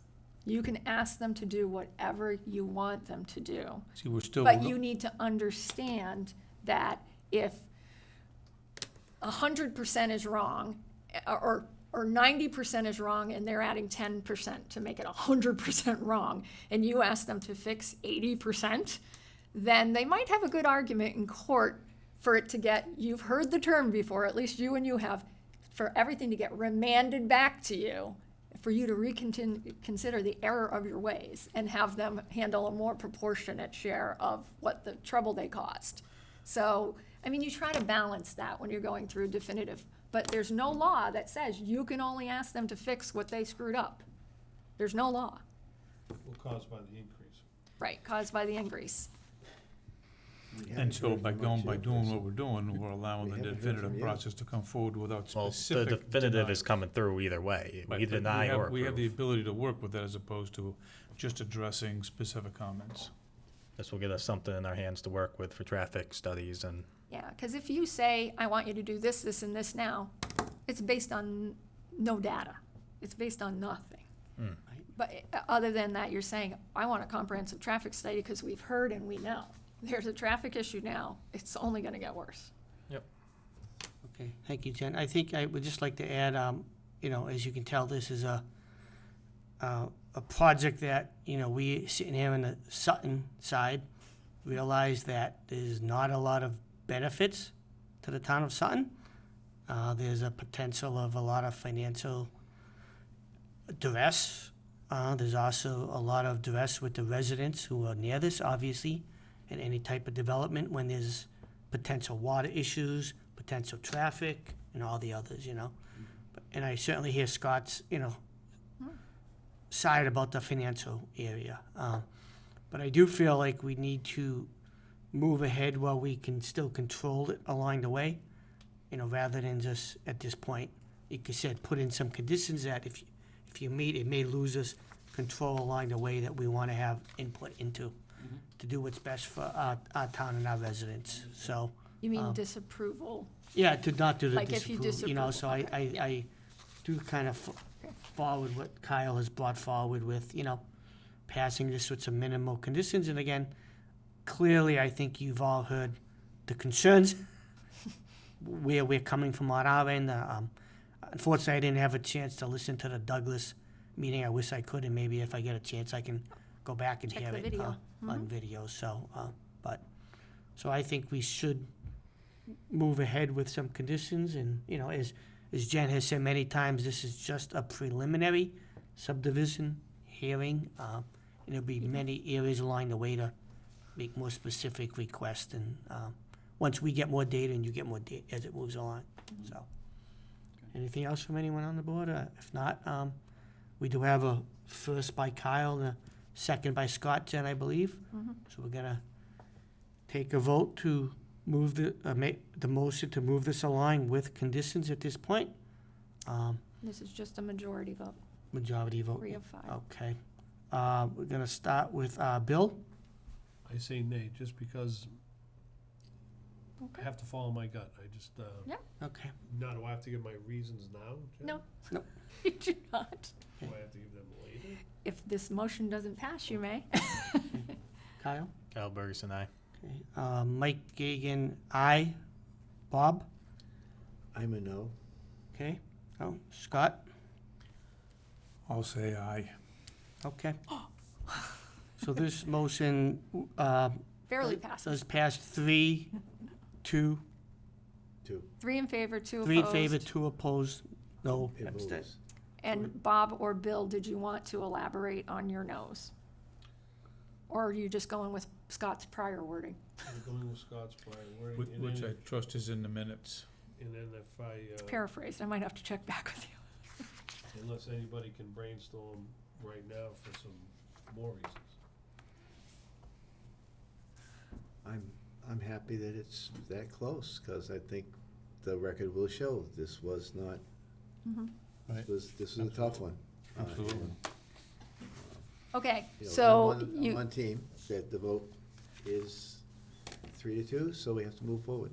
all right, so you've got a spare approval of your preliminary, which means you can move forward to definitive regardless.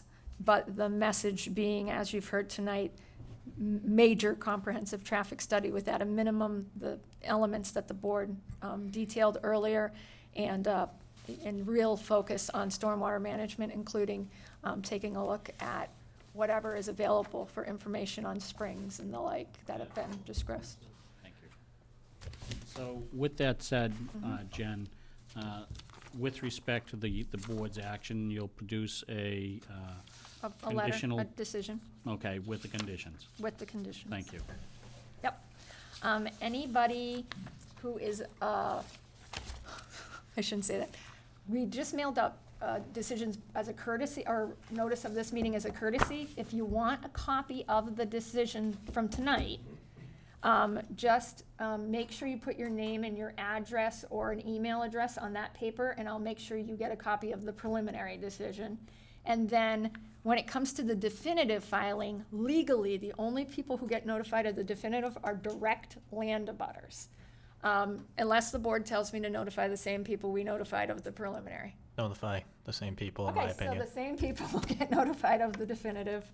And, but you know where my office is. Give me a ring, or, that's up to the chair.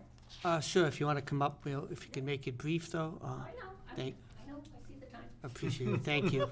Okay, I have 2 questions. Number 1, the corner of Duval and Mumford, used to be Griffin's lot. I believe it's Vince Aquari that owns it. Yep. Forestry. Okay, what? It's, they put it in a state-protected conservation restriction. Okay, so how does that affect what could be done at that corner? Can they It's in dig a- into it? they can't go over their property line. So you gotta remember, every roadway is called a roadway right-of-way. So Right, you have, about 3 feet. well, it depends. It varies from 5 to 20 feet often. So you have the pavement that usually runs down the middle, but not always. It can be skewed to one side or another, but usually runs down the middle. And then you have a distance on either side before you hit the right-of-way line, that's the edge of the town's ownership, which is also everybody else's front property line, same line. So, and that distance on either side of the pavement generally is anywhere from 5 feet to 20 feet, depending on the right-of-way width. We can estimate along roadways, like if you say, I'm at this number, we can look on our mapping and estimate what the right-of-way width is. Mumford being an older road, it says it on the plans and it's true to variable width. Mumford, Yeah. it does have a right-of-way on the record. I think it's a 40-foot right-of-way. Do you remember? It might even be like a 2-rod because it's so So old. would that alter some of their way that No, they so would do they, things? they have to stay within the right-of-way. Okay, They can't go over onto okay. You Griffin's answered it. land. So if they're gonna be, if the board's gonna ask them to do improvements, or they're going to volunteer improvements, they have to stay inside the right-of-way unless they get a legal easement where Griffin has a conservation restriction. Right. They're not gonna wanna go there, because Okay. that's literally an act of the legislature to change that. It's a big deal. Okay. So, no, they gotta stay in the roadway right-of-way. And just looking at the aerial, I don't know if your sight distance at that intersection is a road geometry thing, or if it's trees and stuff. So, you know, if there's trees and brush that block your visibility and they're in the right-of-way, obviously that can be dealt with, though we're very sensitive to removing mature, healthy trees.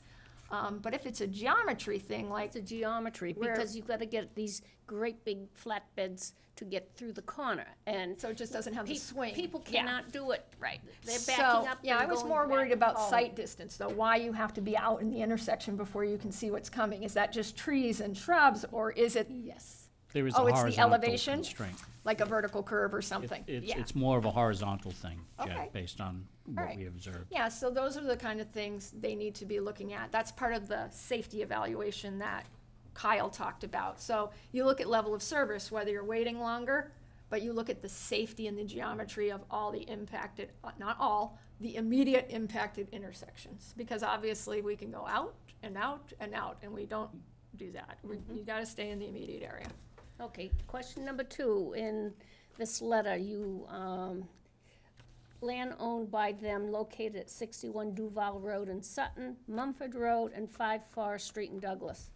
Was there a number on Mumford Road that you There were is. talking to? So through That I the know. chair, there is no number That's on fine. Mumford Road. Just as Courtesy Mumford notice, we Road. don't have to be perfect. At the assessor's office. No, I want to know. I went and checked 61 Duval Road. I went and checked 5 Forest Street, Yeah, and I'm so looking at Mumford That was Road. Jen's, you can beat me up for that, Jen, I just must have missed something. I just wanted, I don't know how I wrote it exactly, let me see. We can discuss Jen, that. I think though, yeah, at the meeting. this can be discussed privately, Yeah, maybe, just so we basically, move the I meeting. mean, I'm sure I was just pointing out, or trying to point out that there would be impact on Mumford. Right. That should be considered, but no, they don't own anything on Mumford, right?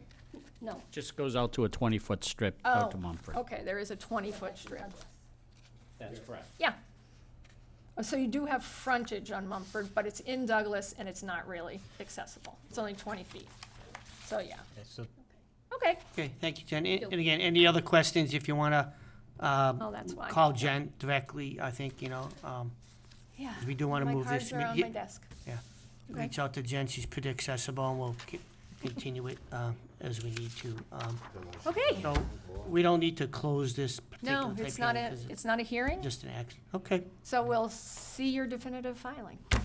Thank you, Yeah. folks. Much appreciated. Nice job. Okay, Thank you very thank you. much. Good to see you. Thank you for coming in, both of you. Thank and you as well. Thank you for all those in attendance as well for this. Thank you all. We are gonna just move on our agenda tonight. We just have a few administrative items. We have 2 minutes that need approval from 9:13:21 and 9:14:21. Jen, do we need 2 separate votes, or can we do? Yeah, because you had different members present, right, on Okay. the 13th Yes. and the 14th? Yes, okay. So on the 9:13, if we have a motion to pass the minutes. I'll make a motion to accept the minutes of 9:13. First by Scott, second. Second. Second by Kyle. We'll take a vote. Jen, would this Kyle, be? were you there? I was at Kyle the was Monday there. night Oh, meeting, okay, yes. Yes. So this would be just the people voting who were there, Jen? Yep. So it would be Kyle, Yes. Kyle Burson, yes. Mike Gagan, yes. Bob, you were not there. Scott? Yes. Okay, motion passes 3-0 And you two are abstaining? with 2 abstentions. You were there and then you left. Yeah, he was not there, yep, with 2 abstentions. Absent. Yep. RL and WT. Yes. I'll make a motion to accept the meeting minutes of 9:14. Okay, thank you, Scott. A second? Second. Second by Kyle. Bill, were you in attendance? I was, believe so. Aye. Kyle? Kyle Burson, aye. Okay. Mike Gagan, aye. Bob? Aye. Aye. Okay, motion passes 5-0 on that to approve those minutes. Okay? The final piece that we had tonight was a correspondence, but one of our members, Mr. Baker, is not in attendance, so we're gonna push this back to the next meeting, Jen, I would assume? Yes, and here's the good news. You're welcome. You have no meeting on October 4th. Sweet. You are free. Your Yeehaw. meeting on October 25th, however, I may not be present at, so we're gonna have to, you only have one public hearing. It's a very easy retreat lot, so I'll talk to the chairperson about it, and it will be virtual only. It'll be a Zoom meeting only. Yes, I knew Bob would roll his eyes. So, if Bob doesn't want to attend, you just let us know, and we'll make sure we have the other, Bye. huh? So did you say it's gonna be a Zoom? Zoom only, yes, because school October committee, we have a conflict with school committee that night. And I think maybe, Jen, we should just bring out maybe very quickly, conversation we had regarding upcoming meetings in December that we anticipate could be pretty Substantial. substantial meetings with some projects coming forward. And those dates are gonna have conflicts as well, where the opportunity would be to have it in a small room, in attendance, or a virtual-only meeting as we had done in the past. The opinion of the chair, just in discussions with Jen, was that as there could be a larger attendance needed, to go into the smaller room again with COVID continuing would be a little more difficult to do safely. So that for those couple meetings, we might have to consider, as Jen just said, going to a virtual-only meeting for a few of those meetings. Or switching nights. Or switching nights. So And I we'll- will also, talk to the superintendent and just see if there's any wiggle room. And the only reason, only in this case, is that we expect the unified filings are the subdivision and the site plan for Building 1, the 1.2 million square foot building, are gonna file in November. In November? And we don't have conflicts with school committee in November, so we're good for November. But there's no way you're doing those 2 projects in 1 or 2 hearings. Those are substantial projects, and there's gonna be both Zoom and in-person attendance, so we'll, we'll be working on those, but, like the chairman said, the small room is not an option for many, many reasons in terms of Sardineville, shoulder to shoulder, and the potential crowd, Okay, so. thank you. So we might need to be really flexible in December if we can't. Okay, thank you, Jen. Well, what about, remember the old Home Depot? We ended up at the auditorium. At the school, At which the would be school. kind of funny if we ended up at the school and the school committee ended up here. But I mean, that could keep it at a Monday. Yeah, but you have limited staff to be filming that, so, Chris can't be in 2 places at once. Oh, film us instead of them. So, Okay, so just giving you a heads up, we're okay in November. You have no October 4th meeting because you've got nothing scheduled, and I assume you don't need to meet just to approve a set of minutes. Take the night off. And on the 25th, you are currently virtual only, and I may or may not be there, but I believe you only have 1 easy public hearing anyways. When is the, Town meeting is the 18th. So I'll prepare files for you for town meeting. for the 18th, Monday the 18th, and Tammy will reach out to each of you to make sure you have those in advance, if you want them in advance. That's October. Do you see the 8th? October 18th. I will not be here. Great. I'll be in California. And actually, I have travel plans in November and December. So, Scott. So, We need the full board for that unified. yeah. when is that coming in? Is that scheduled? Well, they're gonna be, it'll be 2 filings, so they'll do a subdivision first, so the road through the site with the lots that'll be cut off of it. Right now, they have at least 3 buildings, 3 sites planned. And then they'll file at least building 1, which is the 1.2 million square feet of warehouse distribution. In November, In November, I fully expect they'll be filing, on November 25th? no, I think, yeah, they might be filing, you might not be starting the hearing on building 1 until December, but I believe you'll be starting the hearing for the subdivision in November. Because they're almost ready to file that, I believe. Okay. Did not go with a preliminary filing? No, I actually talked them out of that because, as you can see, it's very confusing and they're well aware. Waste of time. Well, they're well aware of what the issues are gonna be with the roadway from Providence Road to Boston Road and, yeah. Okay. Okay? Thank you, Jen. First, just want to thank everyone who joined us tonight, and those in Zoom land, and those in attendance. Thank you. Could we have a motion to close the meeting, unless you have something else, Bob? Motion to adjourn. Okay, motion by I'll Bob, second that. second by Kyle. We're gonna have a vote to close the meeting. Bill? Aye. Kyle? Kyle Bergson, aye. Mike Gagan, aye. Bob? Aye. And Scott? Aye. Okay. Motion to close the meeting passes 5-0-0. Recording stopped. Jesus. Yeah. That was I definitive. guess she wants to get out of here. Do you blame her? Jen, What's that? Jen, Sorry. can we use the